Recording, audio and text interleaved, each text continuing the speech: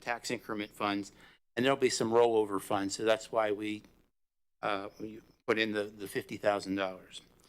Staff will provide budget updates to the CRA for review at future meetings based on the property tax value information we receive from Brevard County Property Appraiser.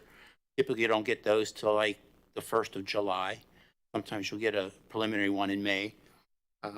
Proposed millage rates and the direction provided by city management and the finance budgeting division. The CRA has personnel, operating, debt service, and capital expenses. And the capital expenses are often multi-year projects, such as the proposed Spaceview Pier project.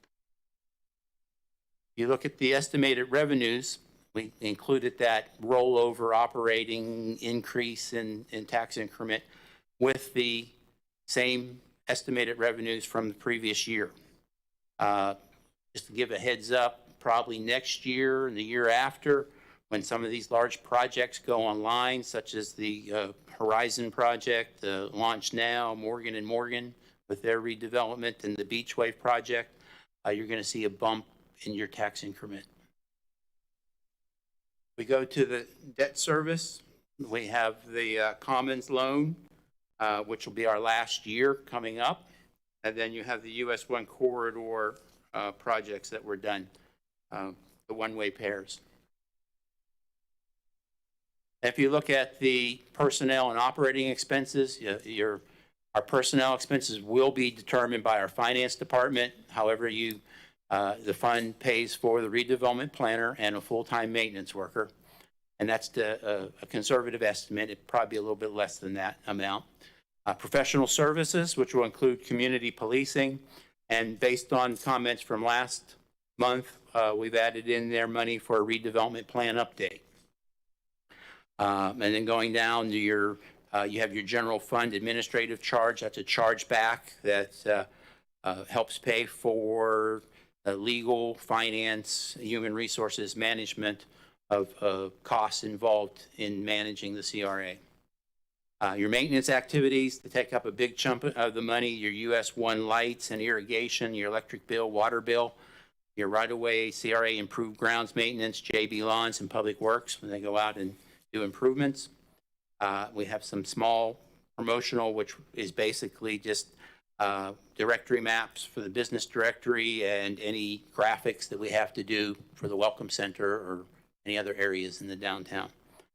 And then lastly, you have your books, memberships, et cetera, which include your required Department of Economic Opportunity fee, your Florida Redevelopment Association fee, and your American Planning Association fee.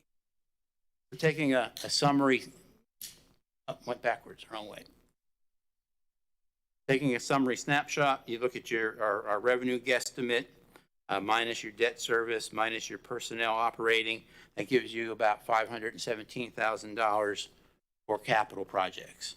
And so based on last month's discussions, we've come back with the street paving at $150,000, which includes Julia Street west of Hopkins Avenue, Palmetto Street west of Hopkins, and Wilson Street, which is a concrete street abutting the railroad. And that's a route that the city promotes to going back and forth between the trail and the Welcome Center. You have your grant program. We've reduced that down, based on current usage and funds that we still have available. Your trail town amenities pay things for trash cans, benches, lights, signage, banners, flower baskets, holiday decor, cameras, those kinds of things. Spaceview Park Pier, which we've been building up on a year-by-year basis, is $200,000, and we guesstimate that if everything goes fine and it's a buildable project and you get the go-ahead, then that can be built in the next fiscal year, FY23. Sewer infrastructure, and then we have the concrete street repair that could include both the Wilson Street because of the expense, plus some sections in the residential historic district on Indian River Avenue. And so then that comes up with our total amount that we're proposing. So if you have any questions, I'd be glad to try to answer them. Board, Member Aker. Well, One thing that struck me is just how precise you were with the numbers. That, lo and behold, we have $517,000 of projects to do, and $517,000 available for those projects. What do we do in the case of an unforeseen problem? You know, my personal budget, I always kind of set aside an emergency fund in case something comes up or opportunities present. What do we do in that case? How do we handle that? And that's not a budgeted item. Right. Well, there's a couple things. One, this is very preliminary, and what happens is there may be an more money than we have budgeted. So that stays in what we call it's just unbudgeted money. So that's available for reappropriation. We can also do budget amendments to certain projects if an emergency comes up, and we've done that in the past after the hurricanes hit. We had money budgeted for a structure observation. What was it? Like a kiosk down at the end of Main Street and Indian River. And because of the issues with the hurricanes, we took that money and we put light poles in the commons because of the damage that occurred. And is it some of those unused funds? What was the 50,000 rollover? That's what we're guesstimating, that between, very, very conservatively, that there'll be some rollover. There'll probably be an increase in your tax increment. And then we'll come back to the board. Some of that can stay in contingency. We don't like to call it contingency, but it would be a contingency fund or on unbudgeted money or cash allocation. I don't think they call it that either, but that's how we would be able to do any unforeseen emergencies. Okay. Vice Mayor Nelson. One, I like it. Thank you, Tim. I think you did a great job. If we do have extra cash, I don't know about you guys, and I don't think it's a discussion we have to have now, but I'd really like us to see us think about either the sewer infrastructure, some of the infrastructure downtown, because I'm sure there isn't anything new down there. And maybe go ahead and look at doing the Spaceview Park Pier. I think it would be nice if there are other things that need to be done down there. I'd rather do those first, but that's sort of my thought. I appreciate the work. Okay. Just a FYI on the sewer infrastructure, this current year, we have 128,000 budgeted for they'll be doing the slip lining and then adding the 47,000. And I believe we got an email today from Water Resources that we'll probably need another 65,000 to do what they want to do in the downtown. So that could be completed in the following year. Okay. FY23. So we should be in good shape with lining the pipes. That would be great. Okay, thank you.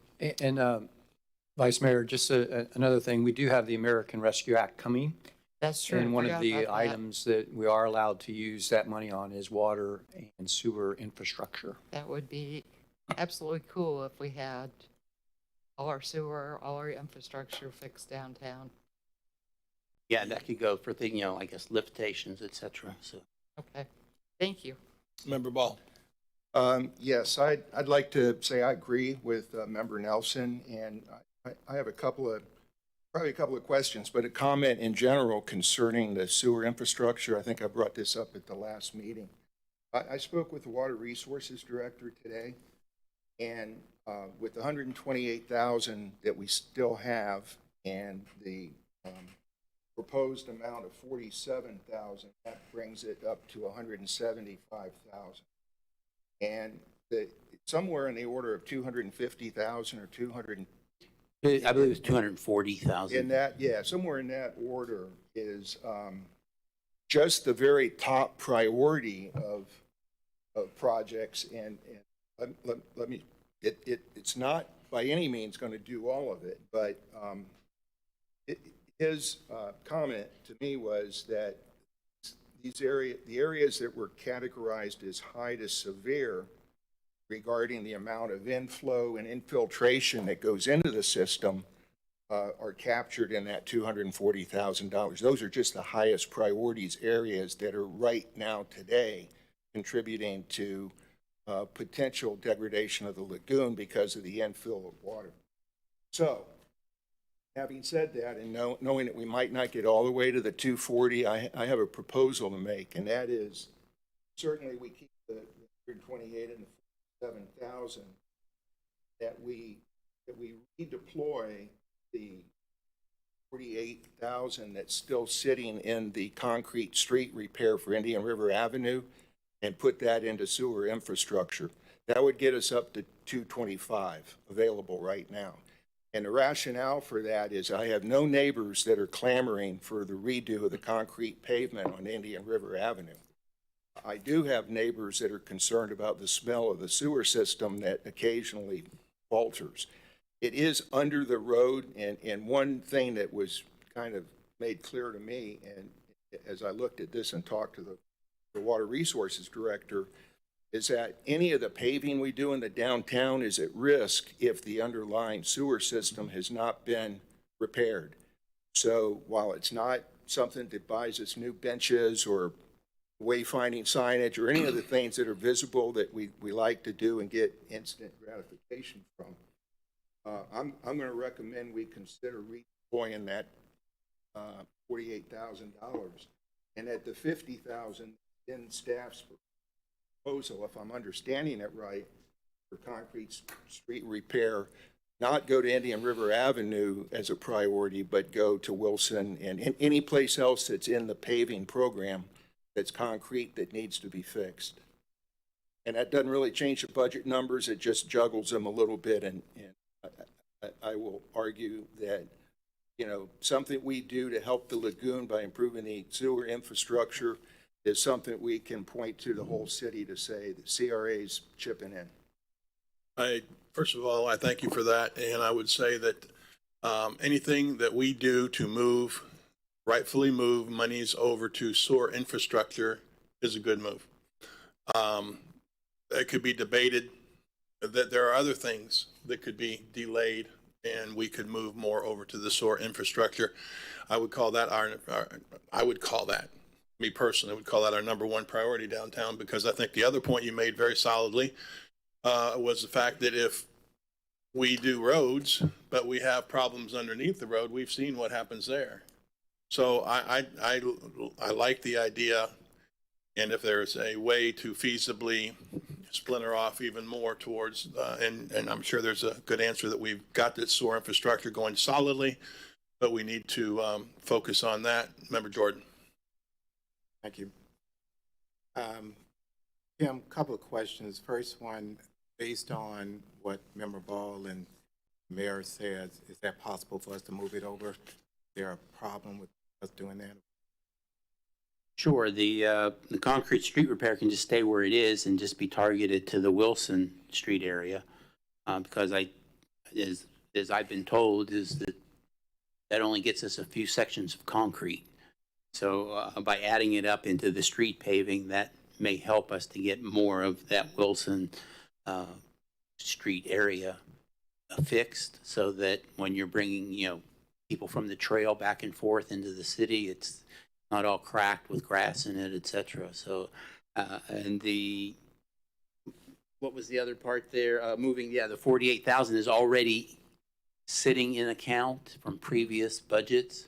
So that would be just moving it over with a budget amendment Okay. or Because transfer or whatever. I'm sorry, thanks. Because I'm in agreement with what everyone has said about that. I think that's smart for sure. And I think we're all laser focused when it comes down to the Indian River Lagoon and making sure that we don't contribute to any of that. Space View Park Pier, if I remember right, the 200,000 is really for the design, correct? That is to build up the funds to actually construct it. Oh, okay.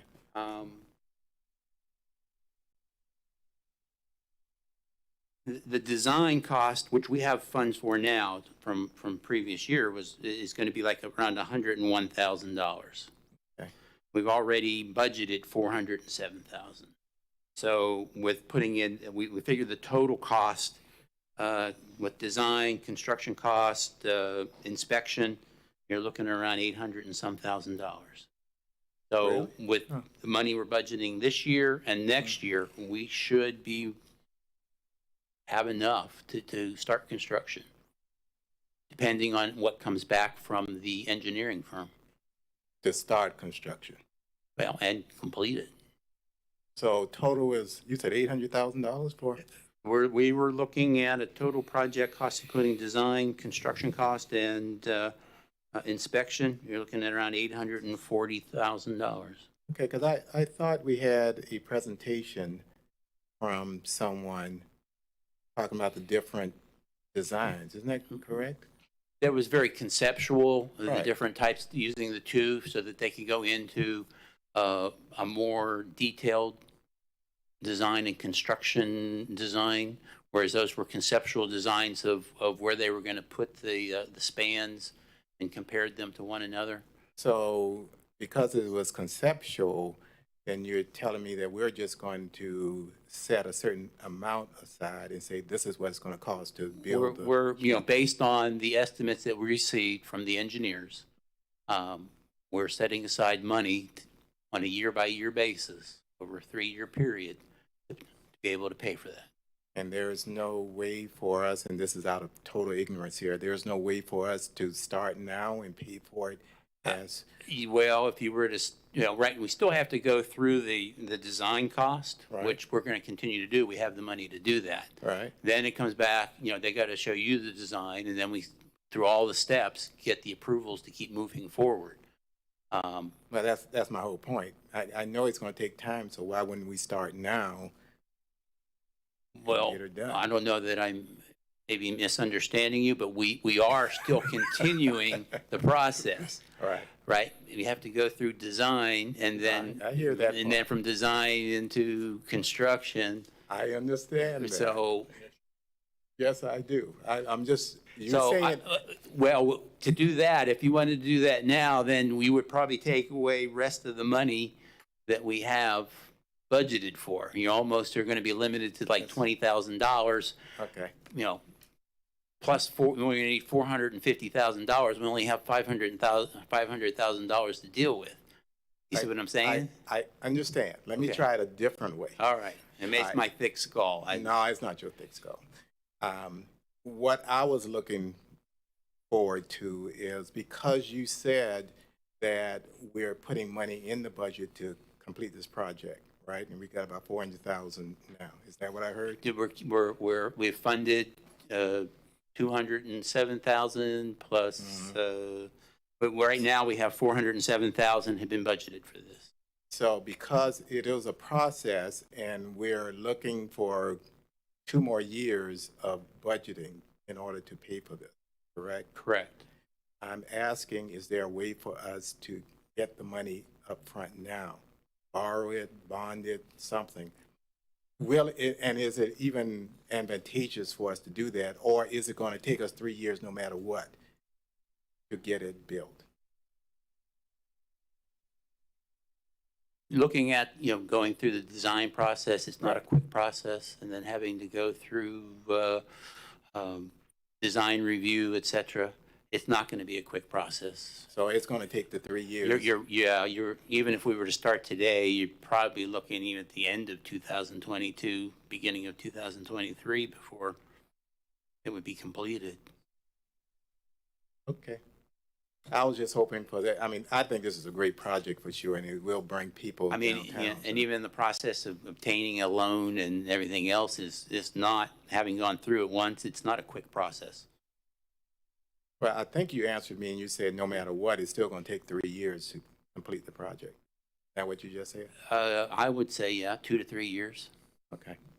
Thank you, sir. Member Robinson? As far as city manager, did I not hear you saying, I think I read it along, that some of the money of the rescue funds is coming in? Isn't that? We haven't, staff is not prepared yet to allocate that money, but as part of the American Rescue Plan, we do have the ability to do water and sewer infrastructure. Right, and do you have any idea, instead of switching money around right now, would it be We will have, feasible to see how that's going to come out before we do that and come up with, I think what he said is great, but to see how that money is gonna come out, before we, start switching things around? Yes, sir. We'll have a better idea, probably by the end of May, which, remember, this is the prelim. So we will come back to CRA and say we'd like to do some additional infrastructure projects as a Right, result and that of way the we rescue. can still keep the roads and, right now in place. Right, thank you. Vice Mayor. Tim, this is my question. So my math is we spent 100,000 for the engineering so far. No, I believe we've only spent about 40,000. Okay. Do we have an idea of what the total engineering cost is going to be? And Kevin can correct me, but I believe based Round on this, it's going to be around $100,000. Okay, so when we had the presentation, the indication was the construction was going to be 450. Am I right, or am I totally forgetting something? Right, but then you had to add things in like the contingency, the design cost, and then you have your inspection cost. When you add that all up, you're probably we were looking at about $800,000. Hopefully it comes in under that. So we're being conservative. Okay.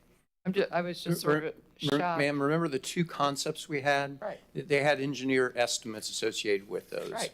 So now, as we proceed forward with the option that you guys selected, there will be engineering that needs to be done. Okay. I'm still sort of confused because I'm going 450 and 100,000 and then 200,000 for permits and inspection? Have I lost my mind? Or can I not add? Which is it? The big thing is that that's current year dollars. We Yeah. project that out multiple years. So you're tacking at least a 3% inflation for every year that construction gets delayed, probably closer to 5 to 7 now with construction costs going up for steel and concrete, which are going to be the two things they're building from. So Okay. we escalate that cost. Okay. We're going to get Taylor Engineers should be back at the next meeting with their final design proposal. So then that will set their design fee. They've got about 18 months expected to design and permit the thing because Army Corps doesn't have a time frame. That's about a year by itself. Okay. So there's a delay for that. But so we escalated all that construction costs. It starts out at 450 today, but as you know, you drive a car, prices has gone up on Okay. everything. So construction goods are not getting cheaper, they're getting more expensive. So that's where the numbers are escalating. So basically, that's our guesstimate today and. Yeah, to as get we better, go once they along. finalize their design, they'll come in and tell us what their engineering estimate is for a finalized full design with all the features you want. So they give you a concept, which is basically them putting a concrete slab out and best guess at what they're putting in it. Now they're going to bring back their architects and their final features. So everything you want to see as far as the look, the feel, the benches, lighting, whatever goes into it, that will be rolled into the next step of their fees. Okay. Okay. I'm okay with that then. Member Ball. I wanted to comment to Member Robinson's point, only to clarify if I need to, that my suggestion is to take that $48,000 or the 50,000, which it doesn't really matter, that was being sort of vectored to Indian River Avenue concrete pavement repair, a project that most of the people on Indian River Avenue do not want. And redeploy that to a project that most of the people do want, and that's an improvement in the sewer system. So I think that what I understand is that we're only really hitting the very tip of the iceberg on maybe addressing some of the most critical issues in the downtown area. If we don't even get up to the level. So I would say that it's great if we get surprised and get lots of money out of the federal grant money that may come. I'm sure that the needs in sewer and water are probably going to exceed perhaps what we get. I don't know what we're going to get. Our initial estimates from the federal government is 7.9 million. Is how much? 7.9 million. Well, that's good. Then the only other alternative I would say is let's redeploy it to a project like other paving or something. But I was focused on trying to get immediate. The incremental benefit of spending $50,000 on concrete street repair is very small. You don't get very much, and it would take years and years and years to redo all of Indian River Avenue at that annual level. Whereas my understanding, the incremental benefit to any of the slip slip lining of sewer, as soon as you buy a foot of that, or 100 feet of that, or 200 feet of that, you've made an immediate beneficial improvement to the system on preventing inflow of water and potentially, you're not going to clean up the whole lagoon with this, but you're certainly going to make a contribution to it. That's all. I'm just clarifying what, I don't disagree with you. If we got that much money, maybe we don't, but the project I'm saying take it from is people don't want that project anyway. No.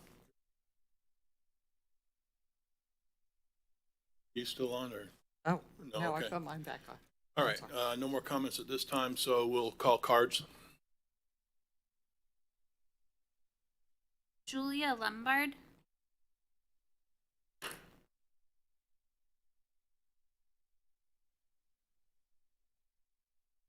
The name and address for the record. Thank you very much. My name is Julia Lombard. I have Breezeway Business Plans, LLC. The address is on Hopkins Avenue at Current, projected to be moving into the new Business and Technology Center in Titusville. Can't wait for that. So get started, Dr. Aker, I hope you don't mind, but I named my business planning company after the two buildings on Main Street that are covered by a covered walkway, and I called it a breezeway. And now everyone refers to your area as the breezeway. I did it in honor of the small businesses that I met in that area as I was doing written business plans for companies. And several of them are here today. And we have Johnny from Olive View Tastings. We have Rich from My Best Personal Fitness Gym. We have Tuan Lee from Lay Engineer. We have Carolyn from Baby's Breath 3D Fetal Imaging Company. We have Spring Francoeur from the Wellspring, and we have Kurt Simonson from the Wellspring. And all of these entrepreneurs are some of the people that I have done business plans for and gotten to know them and what they contribute to the business climate in Titusville. We wanted to be here today to let you know that we exist. We wanted you to know that there is a growing active group, and this is just a part. We've got about 25 businesses now that come to our newly formed Titusville Business Friends networking group that meets once a month. We also have once a month a morning group that provides technical assistance to businesses. Our first one will be tomorrow morning with Carolyn hosting it, and also Lee Descalzo from Fine Line Printing will be there to talk to business owners about creating those funky little QR codes that some people may have heard about. Carolyn's going to teach how to do it, and Lee will show the mess ups that people make when they get them printed so that they can avoid those mistakes. I've got content experts at each one of these morning meetings to come address the business decisions and business challenges that small business owners have. So what we do is we have grown and developed trust. And when we have an ask, a business needs an ask, a help with something, then someone in the group provides the answer and we bring in the experts. I have a business law attorney that's very interested in coming and talking to how a business owner transfers their business assets to their children in their will, or how they do a trademark and intellectual property protection. Lots of businesses don't know this. They know how to do their specific skill, but as far as the business components, it's treacherous. So we bring in these experts to talk to them. One of the businesses that we have here today, I just wanted to mention, Mr. Tuan Lee with Lay Engineer. Is that time Finish up? that sentence for me. What? Finish your sentence on Tuan. Tuan is starting has the building that's 1 mile south of Highway 50 on US 1. It's Linovation. And Tuan has the engineering school there. He's got 85 students now that he captures from all over. He's a NASA former projects manager, and he does wastewater engineering, and he's got the robotics and the architectural robotics to go in, and actually in about a week, he said, look at building damaged or infrastructure damage and get the plans done in about a week, the engineering drawings, because of his robotics. He builds the drones and assembles them here and designs them here in Brevard County. This is a new engineering hub that is going to explode in Titusville. We're real Okay. excited. And I appreciate that, and and Twan, you got a real plug there. That was pretty good. But that being said, I appreciate your positivity, and I appreciate that you guys are here, because we don't always get a group here of positive, we're moving forward, we can get this done. So I can tell you that I'm extremely excited to see you guys here, and I'd like to see what more of these and get the update as we go. So I appreciate you being here, and Thank you. I think down the road I can get a business card from you, and we can go from there. And that's not right now. called politicking, is it? No, you're not running for anything. Okay, thank you and very neither am much I. for your time. All right, thank you. Let me clarify too, I think what we did there, that probably would have been better fit at petitions and requests. And and I don't know if you can help me out with that or not, but what we're talking about right now is the proposed preliminary budget. So any cards I have on the proposed preliminary budget, and that's fine, you didn't do anything wrong, that was fine. You just won't come up during petitions and requests because we got you. All right, so from there. I have another one that was submitted for 8A, but it was from Spring Francoeur, and I don't know if it was about the same thing or And not. anybody, quite honestly, any of you all who are going to talk and make that follow-up, why don't you hold up until we get to petitions and requests, okay? All right, thank you. So now we move back to 8A. Stan Johnston. Thank you.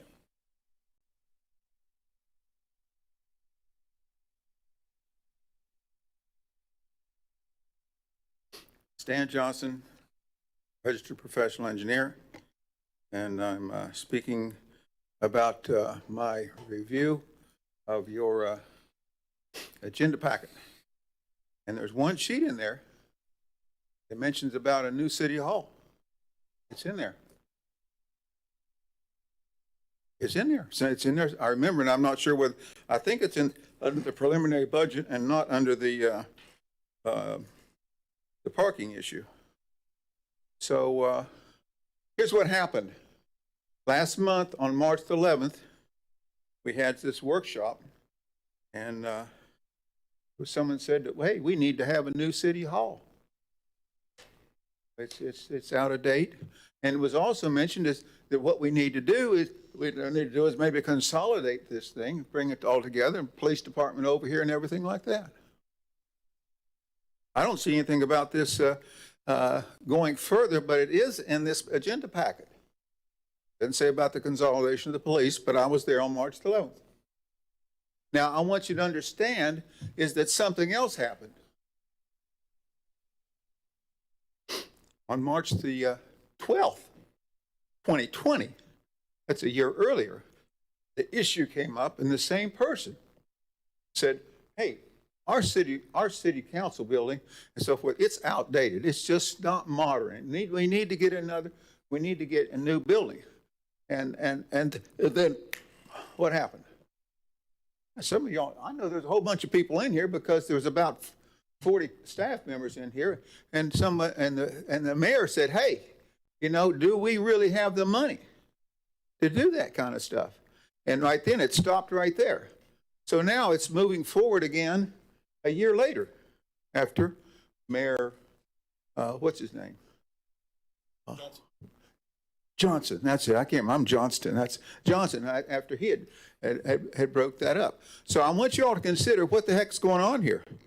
Because if you're going to have a new city hall, and like I said, it's in this packet, is that I think we need to have the people, the public interested, because that's not going to be something minor. It's a major development, and I mean, this was designed to have another story built onto it later on, and I just don't see us consolidating the police department here, because I know from my experience with the police is that they don't want to be near City Hall. I mean, they don't want to be combined with City Hall. That's just not the way police works. And I'm sure that Mr. I can't remember that guy's name, Lau. Yeah, that's it, Mr. Lau. I don't think he would want that to happen. So I want you to reconsider what the heck you're going. Thank you. Is this where we would look at possibly moving some things around? Or is this, what's our role here? We talked about infrastructure. We talked about possibility of moving a couple things over. We talked about Indian River Avenue really doesn't need to be repaved when it comes to, compared to the infrastructure and the sewers and all. So is this where we try to move some numbers, or what do we do here? Right now, if you're okay with the discussion and maybe saying that at 48,000 that Mr. Ball talked about, and which is in a previous budget, it's been sitting there to move that to be used for infrastructure for the utilities. Now's the time to do that. Other than that, we still have time. As the city manager said, this is we're going through the process. Obviously, the earlier we can get the numbers to finance, the better. But, the budget isn't passed until September. So I guess my We'll be question, coming back to you monthly. do we need to, can we just go ahead and approve where you're at, knowing that we're going to get another shot at this? And Yes. that we will know better what the funding will be? Yes. Because what happens unfortunately, we have to start the budget process now. We don't know exactly what kind of funds we're going to have until July. And even then, it depends on the millage rate that you all determine. So you have your property values and millage rate, and you combine the two, and that determines how much revenue you're going to have. So sometimes that's not determined until September. And so then we either have to come back and move things around. And that's why I was asking that question, to see exactly, do we miss an opportunity here if we don't do something? It doesn't No. sound like we do. Member Robinson? Yeah, I'm just saying, are we asking or considering the reserve plus the $50,000 that's set aside for the concrete street repair? Those two, or are we just asking for the reserve? What was your request? My recommendation or suggestion was that this budget proposal looks really good that's been put together by the staff as it is, with two notations. And that is that the concrete street repair line item for 50,000, I would recommend be coupled with the paving program, so that if there's a concrete street like Wilson Street that needs, that extra funding, that it goes there instead of the Indian River Avenue. Now, my suggestion was there's $48,000 sitting in the current budget for concrete repair on Indian River Avenue that's not going to be spent for two reasons. It's not enough money to do anything, and if people really don't want it. I was only recommending that we redeploy that to the sewer infrastructure. Now, the mechanics of how we do that, I don't know. That's basically a budget amendment that will come back before, we can take it to CRA with recommendation to City Council.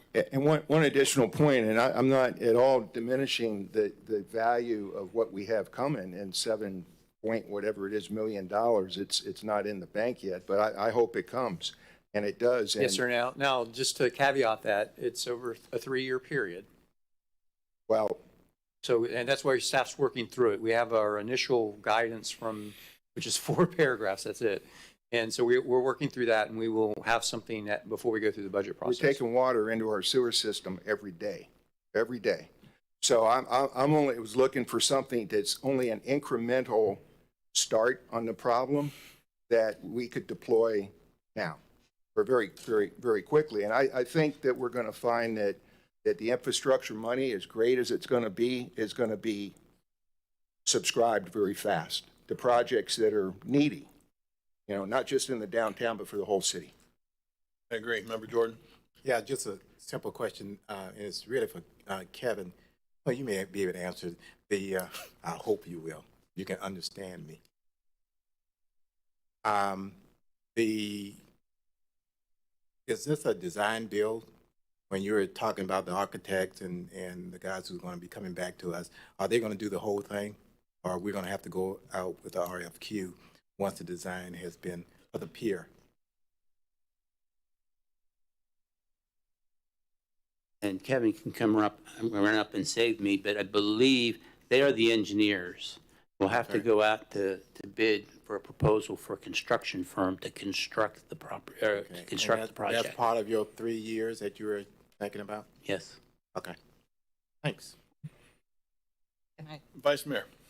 Can I do one, Member Ball? So what you are suggesting is that we take the concrete street repair of and put it with the street paving. Correct? Well, I think that there is specific concrete street structure that, like Wilson, that probably needs to be addressed. I don't know if it's best just, when we're talking about the street paving, it's basically laying asphalt on top of what's there, you know. Right. If you got to reconstruct the concrete, it's now, do those projects go hand in hand and get coordinated? I'm sure Public Works would say, yeah, we got to figure that out, so we're doing it at the right time. I think we could, yes. I mean, I think because that's sitting in the budget now, you could say, all right, strike the concrete, the 50,000 from, and put it all on the sewer infrastructure and just use the $48,000 that's sitting in the concrete street paving bank account So- and use that with So we want to, Wilson. Yeah. we want to strike the 50,000, correct? For concrete street repair, just talking about what's here. I would suggest that the easiest thing to do would be just leave it as it is and direct that the concrete street repair go towards Wilson. And then we use the 48,000 that's already in an account and change that account to sewer infrastructure. Okay. Thank you. So that would require no action from us at this time. Correct. All right, do I have a motion? Second. Got a motion and a second. Roll call vote. Member Robinson? Yes. Member Jordan? Yes. Chairman Diesel? Yes. Vice Chair Nelson? Member Stokel? Yes. Member Ball? Yes. Member Aker? Yes. Motion passes unanimously. City Manager, we move to Yes, sir. 8B. On to item 8B, which is waiver design review for Horizon at Sandpoint Development located at 22 North Washington Avenue. The applicant, Woody Rice, PE, on behalf of HSP LLC, is requesting the Community Redevelopment Agency consider the granting of waivers to the code and also is requesting the CRA approve the site plan and building elevations for the design review, appropriateness, and conformance to the downtown mixed use zoning code and the downtown urban design manual for the proposed development known as Horizons at Sandpoint. The development involves a mixed-use, multi-story apartment, commercial hotel complex to be developed in 4 phases on 14.1 acres of property located at 22 North Washington Avenue, which is located west of the adjacent and North Washington Avenue across from the marina and Sandpoint Park. The property is zoned downtown mixed-use DMU uptown sub-district.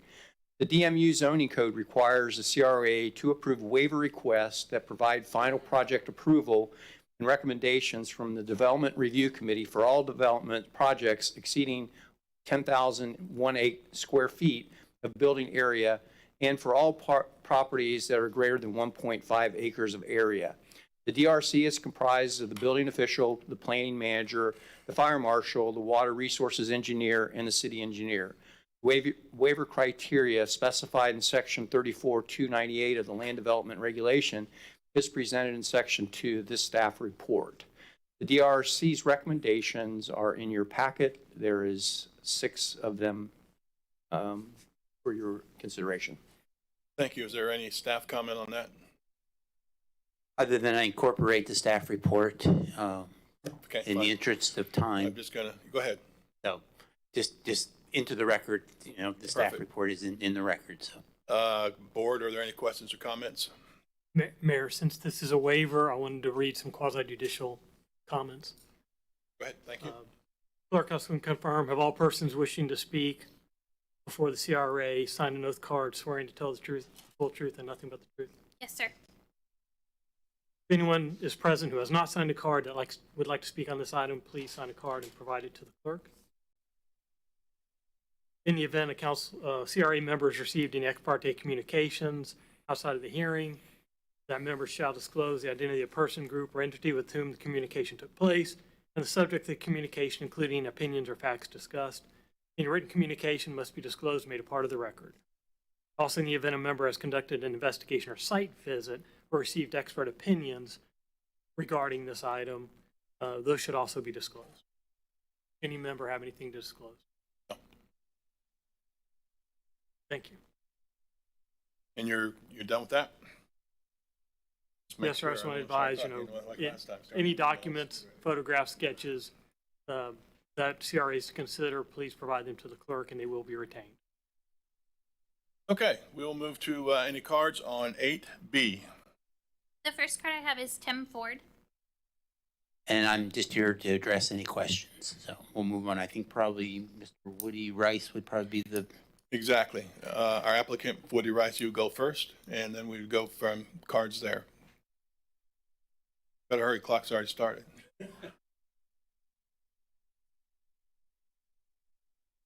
Oh, you look rough. Thank you, brother. I don't know. Aaron?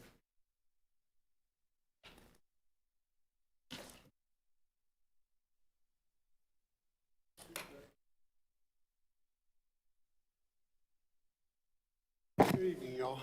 Woody Rice, 505 Indian River Avenue, Epic Consultants of Florida. Hold up one LLC. second there, Mr. Rice. Let's get them all settled before you start talking. Yes. All right, we ready? Okay, start clock. Okay, first of all, talking about a game changer for downtown, this is the game changer. Okay, this is 14.1 acres in the entrance to the north entrance to our downtown that will make significant, and not only for a blighted area, but you want to talk about budgets and CRA, there's the game changer.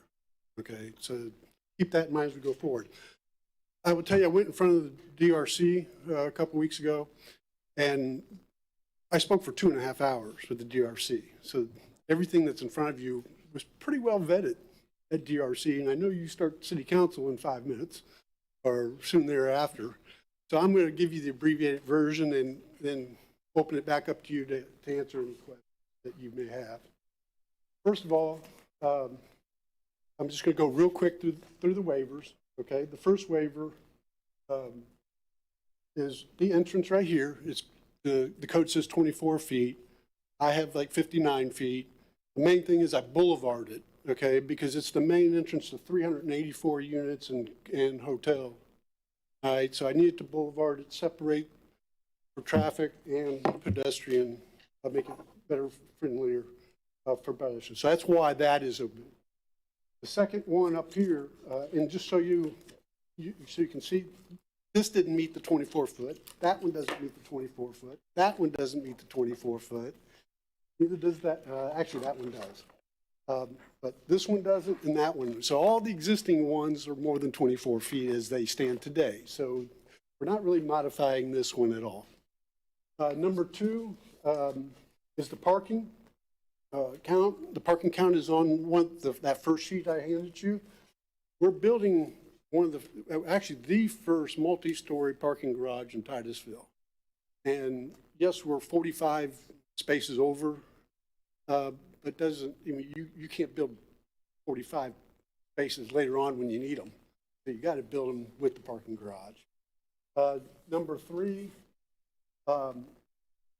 is some tree issues that were in that area, okay, because of the easement that was there and things like that. We need to relocate those trees. We have the exact same number of trees, they're just not in that area as required by code. So that's where that waiver is. But all those trees are in the landscape plan. You have the landscape plan back here and staff has it if you would like to see it. Number four originally was for sidewalk along US 1 and Coleman. I had the sidewalk along US 1, but it was internal to the site. And one of the DRC recommendations was for me to pull it back out, bring along US 1. And so what I did is I shifted that pond to 5 feet. I needed to squeeze the sidewalk through there and accommodate that. So we withdrew that portion of that waiver. The Coleman, however, this is hotel site number 4. Okay, number 3 is here, number 4 is here. It didn't make a lot of sense to build a sidewalk on this section of Coleman when we don't know what the hotelier is going to be, and they'd like to have say in their site plan and how it's laid out, and we will address that sidewalk connectivity. The thing that was important here also was If this dead ends into the railroad, there's currently no crossing there, no pedestrian crossing or anything. We don't want to promote people jumping the track at that location. So that's basically the waiver request. When it comes to what you're going to get, architect meeting the CRA requirements. That's the rendering looking from US 1, looking back toward the two main apartment complexes and in the courtyard. Okay, so that's sort of a 3D perspective of looking at that, and that's one of the handouts in your packet.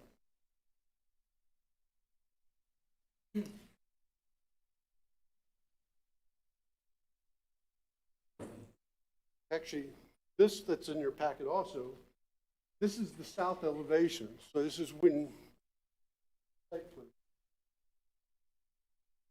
this is looking, this south buildings. This is what you're getting. One of the things that we did change that was a recommendation of the DRC is they wanted to see some differentiation between the first two floors and the upper floor. So my client agreed to go back and do some treatment along here to try to accommodate that to better fit with the urban design manual. That's it. West elevation, which is this elevation, it fronts a parking garage. It's behind it. So you're really not going to see this elevation at all. And it faces the railroad track. And so that's why this looks a little more plain than what the others, because who's looking at it and what's parking garage.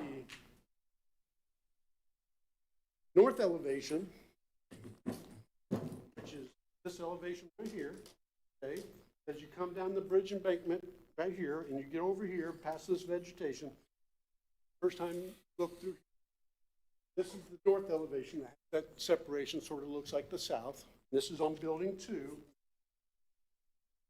And then have the east elevation looking this way, 1, although that perspective with the pool in the courtyard is one building coming out here, one building here, and this is looking right past the pool area, and this is what you would see from a building architect.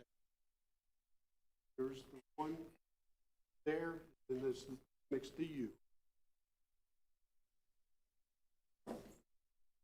Courtyard north, when you go inside the pool,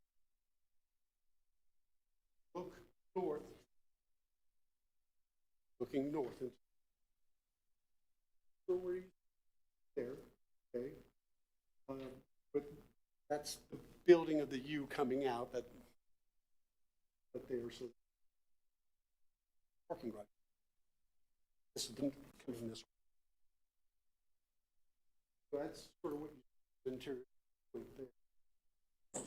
You can see that, you know, it's been a long road.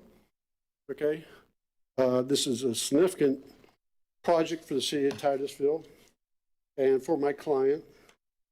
Some of the other items that we covered, it's 384 units.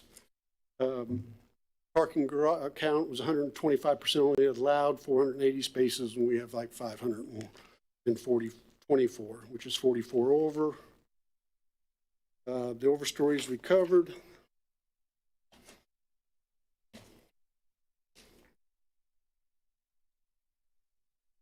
This is a Class 1 apartment complex, the first one in Titusville, Class 1, with a lot of amenities, workout areas, exercise areas, coffee areas inside.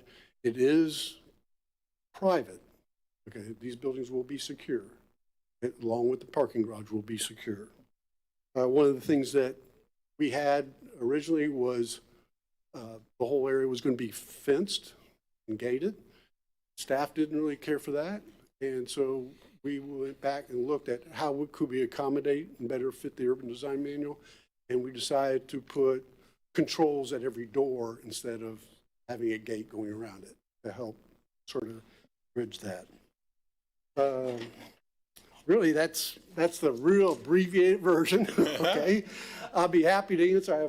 I have my site plan, I have landscape plans, I have everything here tonight to show you.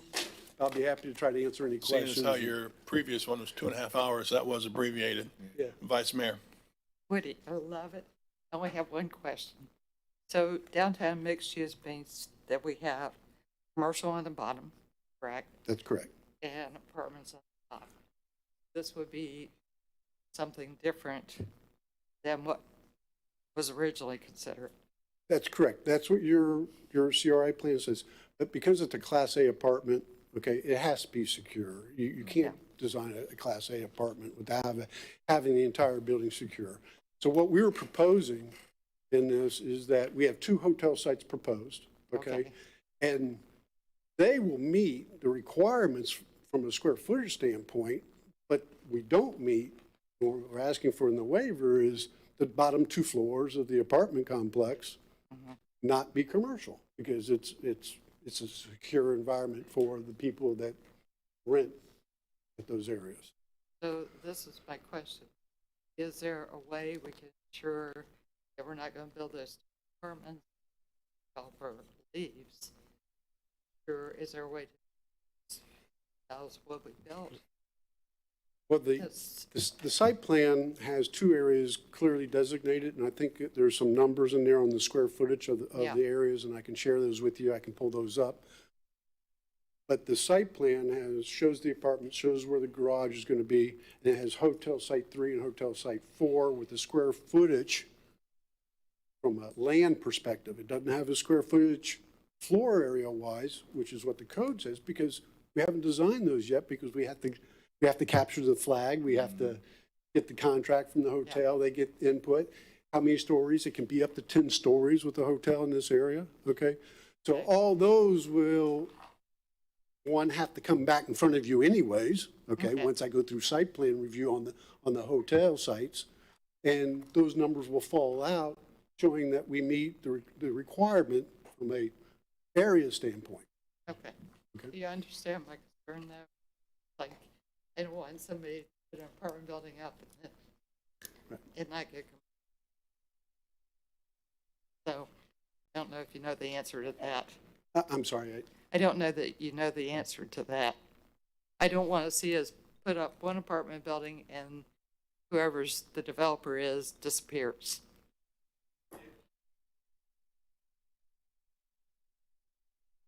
With me on this project for 2 years now. Yeah, Okay. you've been working on it. We've had some issues with the property owner to the north, and they've made a commitment, okay? They're not going anywhere. You know, we're going to build phase 1. I'd be happy to go over the phasing of the project. Phase 1 is half of the garage with building 1. Phase 2 is the other half of the garage with building 2. Phase 3. It'll be the hotel to the. Phase 3 is this hotel here that's road frontage, okay? And phase 4 is back here. Now, depending on when, 3 and 4 could flop depending on what contract you get. This is going to be probably a more premium hotel site, where this was more economy scale type hotel. It's next to the railroad track, okay? Is what we would anticipate. Okay. Member Jordan. Thank you. Certainly love the project, for sure. It is. I noticed, this is really not conceptual, is it? Because I noticed that you have colors of what the building is going to be and everything. So this is exactly what the city would see, yes? That is correct. And actually, I think on the last sheet, it actually designates what those colors are. Right, And that's part of the approval, is approving those colors. Right. And that's why it's in the staff. Under the code, you have the final design approval. And so they're required to provide the color scheme and the architecture of the project. And so they've been going through the building site plan review process. And so they're very near the end after they get your approval of finishing up the site plan. Okay. Just want to emphasize, when I was looking at who was on the DRC, we've got our building official, planning manager, fire marshal, which is very important, water resource engineer, and city engineer. And you speaking to them for 2.5 hours, I'm sure they went through this with a fine tooth comb. But in my perspective, I think this is a great project for sure. I love the way it looks, and you're right, we've got a blighted area there. The question about moving the trees, you're saying we're going to still have the same number of trees. I don't remember seeing huge trees there or anything like that, right? There's nothing on this site Right, sure. right now, but, you know, the one thing with the DRC, every one of them but one was a unanimous vote. Right, You know, and it was a sidewalk one that one person had some objection. I'm not sure what the objection was, but it was, but it still passed 4-1. I just think this project is well thought out for sure, and you're right. It's been a long time for sure, and can't wait for us to see, you know, the shovel hit the ground and start doing something. Thank you so much. Appreciate it. Woody, it seems to me, I remember we had a presentation on this before with the developers here, and the reaction we're seeing here was the same one we had then. I'll add to that we had our citizens Saturday meeting that you two guys were sitting over there for, and we had several people talk about how beautiful it is to come up over the bridge there. On the left, you got the marina, and then you look to the right, and it's not too good. And I think Assistant City Manager came up and didn't correct that, but did talk about there are some possibilities out there. And when you look at this, you come up over that bridge, once this gets to where it needs to be, you got the right looks beautiful, the marina looks beautiful, and we're rolling. And I know Member Jordan just talked about, you know, shoveling the sand. Any ideas on that? I'll be honest with you that the one thing I learned when I got on the council 5 years ago now, just because we have a presentation doesn't mean we're going to have a project. And so I'm really I really think this looks good, but I don't know the ins and the outs and your percentages and odds and time frames. I'd kind of like to get a little more, no pun intended, a little more concrete on that. Okay. Well, the approval tonight is very important to this project because it's really tied to our financing. Without the City of Titusville's approval, our financing will not go forward. Okay. You just don't loan money until you have, you know, everything in place. So that's what's critical about this vote tonight from a project perspective. You know, KD Construction and Mr. Taylor's here from KD Development, and he's the president of KD Development. But from a construction standpoint, KD Construction is I think the third largest tunnel construction contractor in the world. I think that's right. Okay. So these guys do projects all over the country, all over the world. And so these are real players here that have the backing, have the funds, and can pull off a Class A apartment complex that Titusville's never seen, with a parking garage, multi-story parking garage that Titusville has never seen.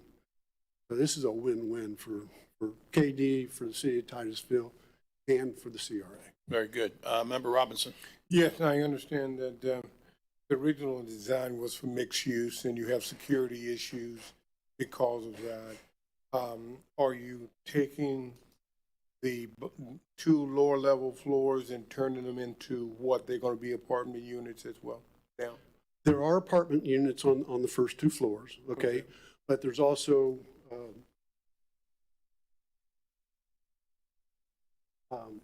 I'll try to show you here. All right, this is a fitness center. In here, you got the pool area, you got coffee shops, you have offices, you have things like that that's on the first floor. But I'll reiterate, those are private. These are not open to the public. This is a secured environment because the type of development is a Class A development. Okay. But I thought you had said. That's why we're asking for that waiver from the first 2 floors being. And actually, it's just the first floor. Excuse me? Actually, it's just for the first floor. Just for the first floor? Right. Okay. Member Ball. Just a couple of real quick comments is I think it speaks to the Class A nature of the project that you're exceeding the landscape requirements, and that I'm not surprised DRC unanimously supported and approved that. You know, anytime you have a project and a development partner with the city that wants to come in and exceed the city's requirements because it's the nature of their project, that it is Class A, that we're blessed to have that kind of project. So I also wanted to thank staff for their work on this, and I read your comments, and I think those were all good issues that were discussed with the applicant. I understand the applicant accepted all of those. Those were good points, and I'm very excited about the Okay, unless you have anything else, we certainly will be the last batter. Any cards on this? Yes, sir. There's two. The first one's Jen Murray.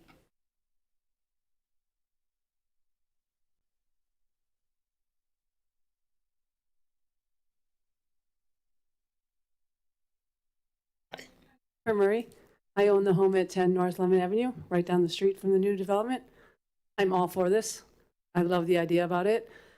I'm excited to be part of the progress of Titusville, and I ask that you approve the variances. One, because if you make it impossible to build in a town, there's no possibilities coming forward. The second thing is I request to the company, I'm not sure if it's appropriate to say it here, is that they divert the construction off of Lemon Avenue and use Palm or come in and out straight off Washington would be my own request. Otherwise, I applaud everyone in getting this project up and running, and I'm all for it. Thank you. Thank you. Thank you very much. Next card, please. Stan Johnston.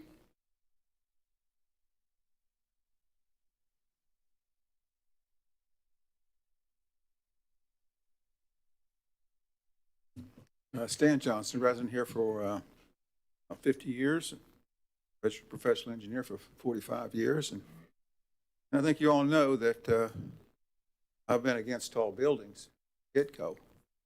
The fact is council historically has been against tall buildings. In fact, I believe if you want to check this, ordinance 15-1985, 50-1985, council passed a resolution, or whatever you want to call it, whatever that is that that the city of Titusville is a wonderful city because it's a low-rise city, and it's the council at that time said, hey, you know, we don't want these high-rise buildings. So I've been against this project from the get-go. So you probably don't want to hear what I want to say, but I went into looking at the waivers. And I looked at them and said, you know, I don't think you want to hear what I said. I said, I didn't find a thing wrong with them. The fact is, I think Mr. Rice did a fantastic job. Like, for example, this thing about driveways being 24-foot wide is absolutely nonsense. And he did a good job getting that waiver on that because it's the right thing to do. He's done a number of right things. He's done a very good job on this. So even though I am against tall buildings, and I will continue to be, is that I can't find a thing wrong with what he's done. In fact, he's done a very good job. So I can't say anything against the project. Sorry. Okay. Thank you very much. Next card. Mr. Rice, anything you want to add here, or?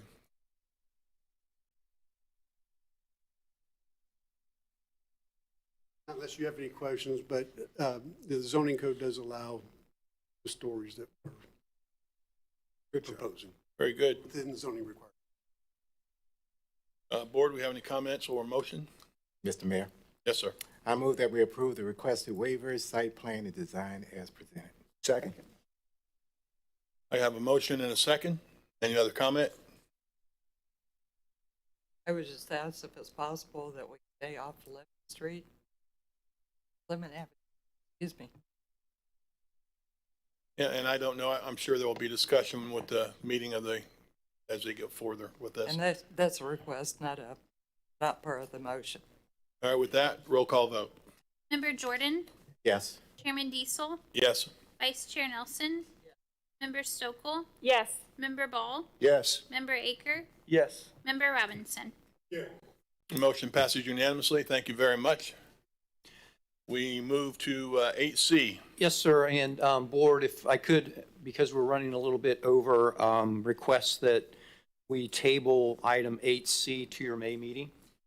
I need a motion for that, I'll move to correct? table item 8C. And I need a second. I got a motion and a second. Roll call vote. Chairman Diesel. Yes. Vice Chair Nelson. Member Stokel? Yes. Member Ball? Yes. Member Aker? Member Robinson? Yes. Member Jordan? Yes. The table motion passes unanimously. We move to petitions and requests. Anyone who want to come up and speak? And I think I have a couple over there. Anyone who want to come up and speak, you may do so at this time. All right.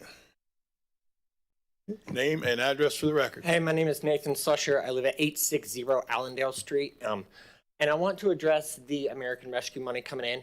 John Tobias talked about it at the BCC meeting the other day. He said Titusville is receiving $7.85 million. Right, correct. And then Frank Abate talked about how we could use that money a little bit. We can use that money for revenue replacement into the budget. So one thing I wanted to propose is, had nothing to do with me, but the small business people are here tonight. And I want to see part of that money used to help the small business agent or the small businesses, but not in a way of grants. Brian Lober talked a lot about giving out grants, and I'm sure that helped a lot of people. But I want to see us use a portion of the money, replace the revenue for business tax receipts and occupational licenses for people in the city of Titusville. Basically, let them start businesses for free, because the strength of your small business is the strength of your economy. So if we can create a way to use that money to help people start small businesses and move forward over the next 3 years, I believe it's a 3-year plan, I just think that would be a wonderful idea that I would love to see happen. Yeah, very good. I can tell you that city manager has, been working on this and getting with staff, and the more I ask questions, the more I realize there's rules about every bit of the money, where it can go, what can go, and how it can go. But obviously that is one of the top priorities. So I appreciate that. And as to address your BTR concern, at the 6:30 meeting, we have an agenda item before council to waive BTR requirements as part of COVID. Cool. Awesome. Thank you so much, guys. You want to come up and speak? Petitions and requests. Name and address for the record, please. I'm sorry. My name is Tuan Lee. I live here in Titusville, and topic, I just moved, forget my address. Additional to the information from the experience that I had from the Brevar grant a few months past. So what happened, the problem they have is they only give 10 grand for one applicant. And I had multiple different business. It's all completely different. It's not related to each other. I have restaurant, engineer, construction, different, completely different. And the Brevar is only approved for one, which is I'm only able to buy a candy bar for each of my employee. And I don't think it will be right for small business who have different entrepreneurs and different tax ID and different location and different employees. I would understand if the business is on the same parent, which is if it's real estate and you have multiple investment with the same group of employees, I would understand that. But I won't understand if you use the grant, one grant for one application. It doesn't matter how many business you have. It doesn't matter is it related or not related. I just want to give you additional information. When you have a budget plan for it, you have to think of what the business does relate, how many businesses involved, or is it all completely separate? So last time when the Brevar offered a grant, it doesn't help me at all. But there are some business person out there. They have multiple business and they use different name and apply for it. They get it all under the same ownership. So please look at it carefully when you give a grant to small business to help them. Thank you. Thank you. Thank you very much. Anybody else? Good evening, board members. My name is Pedro Herrera, nicknamed Johnny. Don't ask me the question how the name came up there, but Anyway, 4 years ago, I arrived to Titusville. I served in the Corps, State Department, etc. I was infatuated with Titusville. I started asking questions. I was not running, but started asking the following questions. What do you like about Titusville? What is so important here? What would you like to see? My lady and I formed Olive View, the first imported extra virgin olive oil and balsamic vinegar store. Thanks to Mr. Dr. Aker here, he gave me an opportunity to at least become and plant the seed, so to speak, to make it aware to the individuals here in Titusville. I use that platform to communicate with the rest of the other business owners here, and we formed Titusville Business Friends with the main purpose of planting the seed to build the framework of Titusville, to improve it, just the same as you each and every one of you are actually doing right now. The main purpose of why we are here is to understand what's taking place in Titusville, build the framework. Little bit at a time, you'll start seeing TBF, Titusville Business Friends, will start building this place here, meaning there's going to be a lot more folks coming here. Again, thank you for the opportunity. There's much more to see of Titusville Business Friends. Any questions for me at this time? No, but I do want to say, and I kind of said it earlier, and it's a core group over here that's real easy to see. There's a positivity.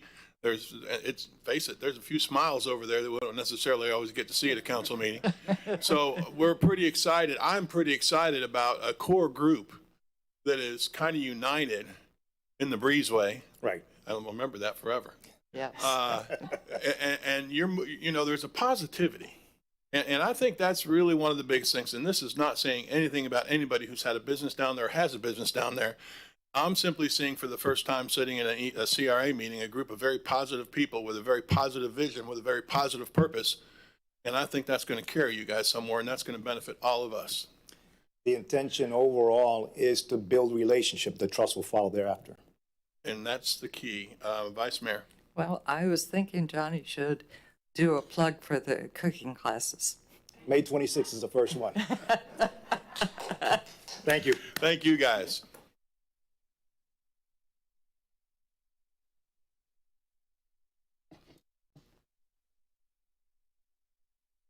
How are you? Hello, I'm Spring Francor. I am a licensed massage therapist in downtown, 11 Main Street, Unit 3 in Dr. Aker's building. And yes, I'm very happy to be part of the Titusville Business Friends. And I just wanted to let you know what's happening in the Wellspring. I've been in business for 6 years downtown, and I've met a lot of incredible people. And Lisa over there, she's going to speak after me.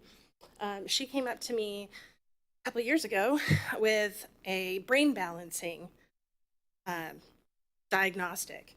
And I had recently been certified in lymphatic drainage for my practice. And she's also a tutor. She's also a teacher. We started calling it the alchemy of care because it doesn't really matter what it is, what each of us does. What matters is that it helps the people out there. So she's going to teach children who need to know how to read and do math, and I'm going to work on their stressed out parents. That was the core of everything. But now my situation's changed a little bit. COVID came in last year, right when we were about to start with our soft opening, and absolutely killed my forward momentum. So revenue, heck yeah, I would love some. Because I went all last year without really any money, and it's hard to get going again. So I'm happy to hear that the city's getting money, and I know I would put it to very good use, and so would everybody over there in that corner, all wonderful people. Something else has changed. I'm becoming established with the VA to provide lymphatic drainage treatments to area vets, and I need more training. I need more tools myself, and it has been nothing but famine to work downtown. I'm so ready for it to be feast time. We've made a huge improvement in downtown, in the CRA. I've seen it, but we are shabby, absolutely shabby. The buildings need to be painted. The sidewalks need to be pressure washed. Everything needs to be weeded. Tim knows this about me. I'm always about the weeding of downtown. We look shabby. And here we are talking about putting up a wonderful new apartment building, and I am for that. And I am for fixing the sewers before repaving the street because I work downtown. I smell it too. So those are the main points, I guess, that it's time for change in downtown. We need foot traffic. We need to be pretty for once, with all of our trees pruned and maybe some more shade. Thank you. Appreciate it. And next up.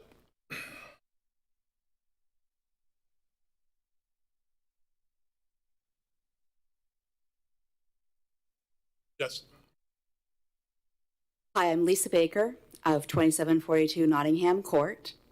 I work with Spring Francoeur at the Wellspring, and she's absolutely right. We have made all these great visions of bringing wellness to children and parents, and the day we opened is the day we went into lockdown.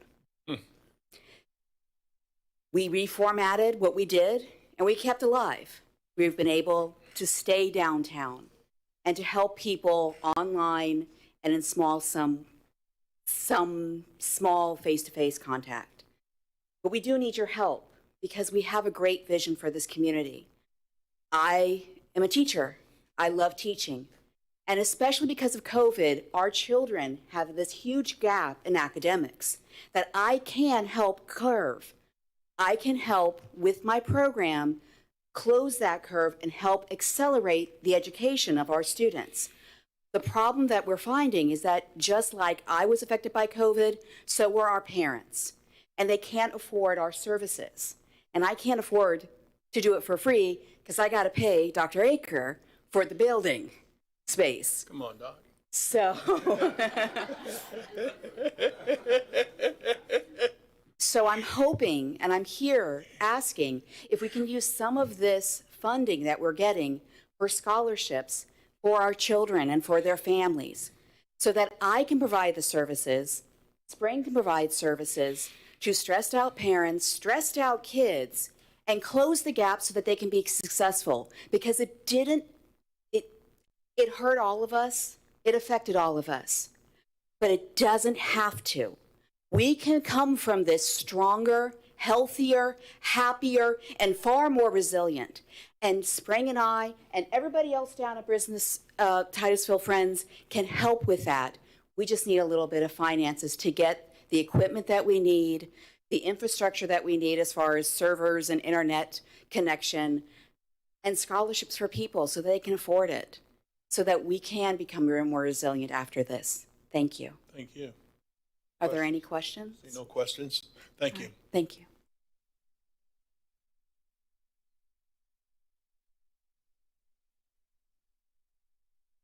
I always want to be last. Same person, Stan Johnson, 860 Poinsett Avenue, professional engineer. Employed for 17 years as a professional engineer by city and the county. And I have submitted to you about 4 pages. You're supposed to have this, and it's supposed to go in public record. And I'll read a little bit from you. It says something like this. It says, I've repeatedly offered $100, in fact, it was over 17 months ago, $100 to anybody to get our city manager or any council member, that's excluding Mr. Robinson, to meet with me and to discuss city issues of dishonesty for an hour. Did that 17 months ago. Nobody's come forward to do it, except I did have a meeting with Pastor Robinson, so that doesn't count, the new guy. I have been told by citizens that because of the fear of that you guys won't meet with me, I'm not talking about Mr. Aker and Mr. Paul, because their fear. The fear of telling the truth. Obviously, a meeting with our city manager would likely result in his resignation or termination. I've seen this many times. Many times. This is one of the signs I held over a year ago as I came walking towards this podium. I'm walking to this podium on March the 12th, 2020. And here's what happened. As I was peacefully walked toward the podium, I'm reading this, what you've got, carrying 3 posters during the public comment section of the meeting that without warning, from behind, 3 police officers grabbed me from behind and took me out into the hallway. 3 police officers. So what happened out there, I got met by 5 police officers. 5 police officers. I asked, hey, what's going on? Why am I out here? What's going on? Couldn't get in. All I got was garbling. And so I said, then arrest me. Then arrest me. Well, they released me. Doggone it, they released me. I didn't go to court. Couldn't go to court. So I'm here tonight asking you, why? Why was I removed? I mean, you guys were right there. You saw it, except for Mr. Robinson and these other 2 fellows. And these guys saw it, but other people were there. I had one person apologize for it, but they couldn't tell me why I was removed. So nobody's told me. It's been over a year. I want to know why the police removed me. And I'm not blaming the police department. We got a fantastic, I don't even see him here now. We got a fantastic police department there. They were directed to remove me. And they grabbed me from behind. There was no warning. I don't know what you're going to do. Shoot me next time? So I want to know. I want your answer, because you guys know why I was removed. You should tell me, because I don't want to get shot the next time. Thank you. Oh, no answer. That fixes it. That figures. There's no answer from Mayor Diesel. Yeah. He's real cool. Anybody else? Yeah, come on up.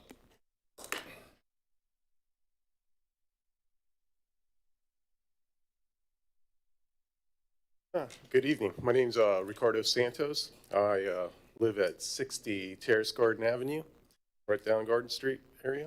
Anyways, I am the new owner of My Best Fitness. It's a new gym that I'm opening up, and specifically for people that have physical challenges.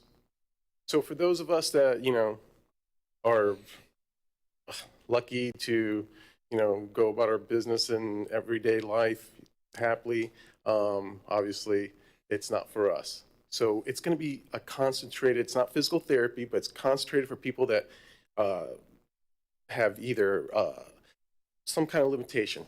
It could be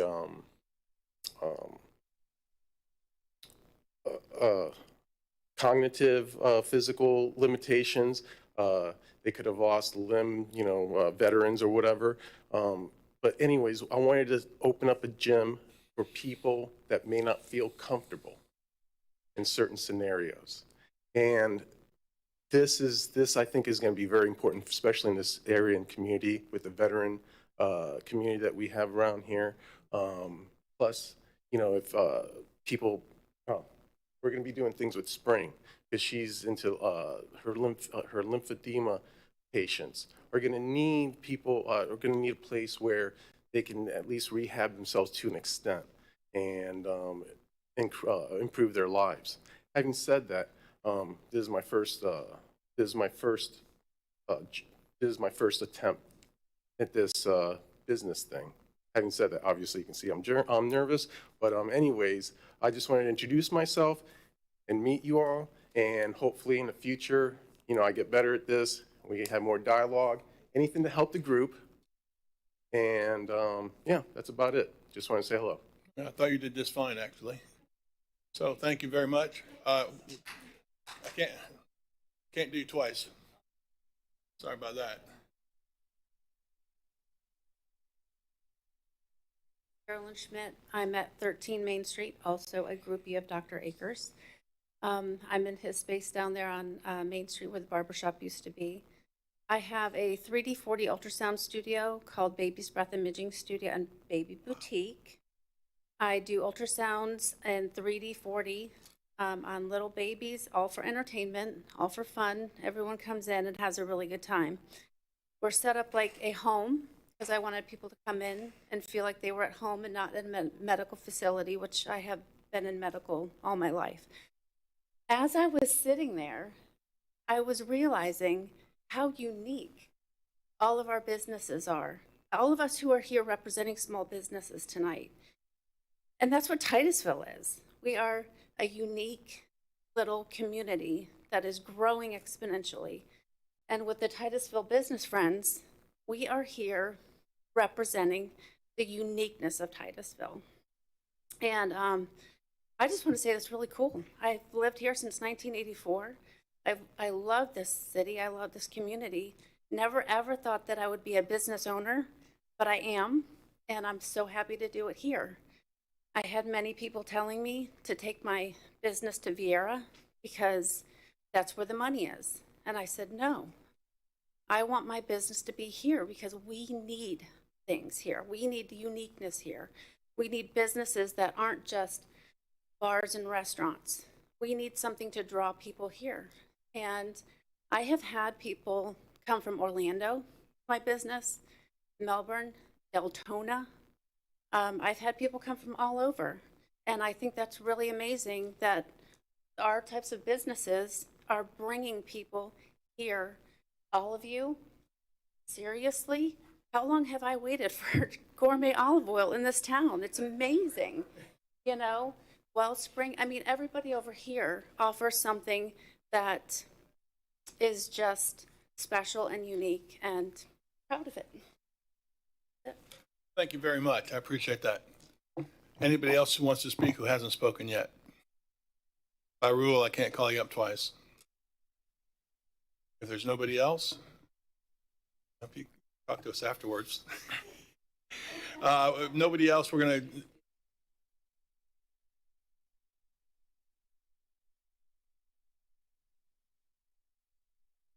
next meeting. Really and truly, I can't bring you back up twice in petitions and requests.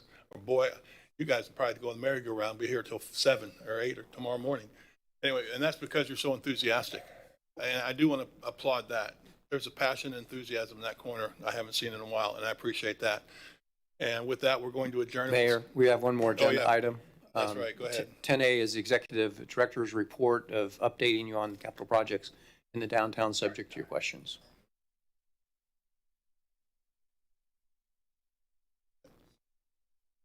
I have no questions. No, I don't see any. We good? All right, now we'll adjourn and we'll come back together at 7:15. Thank you all. Thank you all.